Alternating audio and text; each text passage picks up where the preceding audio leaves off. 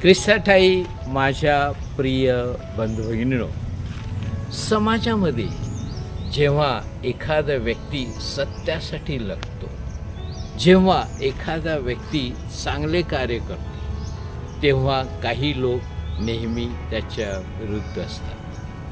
आणि हीच गोष्ट आज आपण शुभवर्तमानात ऐकत आहोत।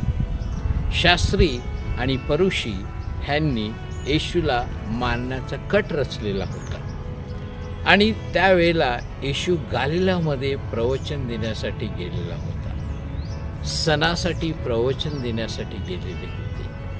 आणि त्यावेळेला काही लोक एकमेकात चर्चा करत होते की हाच तो की ज्यांना आपण मारणार आहोत। आणि अशा वेळेला येशू त्याच्या नजरेसमोर गायब होतो। होय माझ्या प्रिय बंधू भगिनींनो, येशू अधिकारवाणीने बोलत होता।